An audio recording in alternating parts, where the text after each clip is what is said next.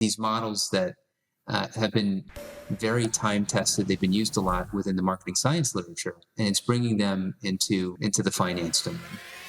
Yeah, sometimes you'll hear, especially from marketers, that CLV is the only metric that matters, and very much I disagree. That CLV is important, but the other thing that's important is how many customers you can bring in at that level of CLV.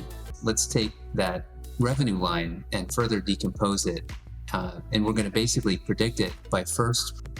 That's right. Yeah, a very small proportion of the paying customers too are very high revenue. Yeah, they're kind of emblematic of the Pareto rule, but like the Pareto rule on steroids. Software firms, they tend to have customers that stay around for a really long time, that have very high net present value. The very best SaaS firms will often have revenue retention that's 120, 130, 140, 150%. For one, it could be the reverse, that again, you've got a really high growth company, it's still losing a whole bunch of money. But when we look at the customer level, we can see the customers are just really valuable. So the economics are great. So I mean, going back to that example of Slack, they were a company that did not have very many customers. And even amongst the ones that they did, most of the revenue is coming from a very small number of heavy buyers. LTV, now this one is, I'm almost militant about this definition.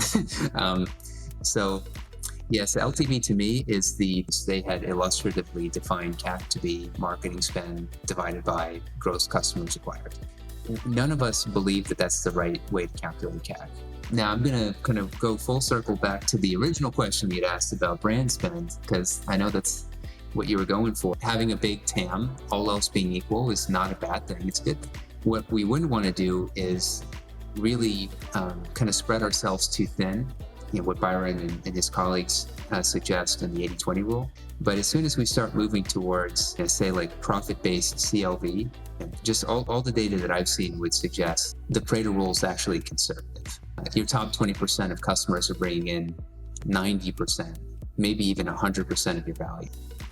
You can't have very different repeat purchase patterns, even across companies within the same category. I always go back to this framework of DCF, or some sort of cash flow-based way of thinking about valuation, and then acquisition, retention, ordering spend, variable margin, overhead, to optimize shareholder value. To me, that's the ultimate North Star goal.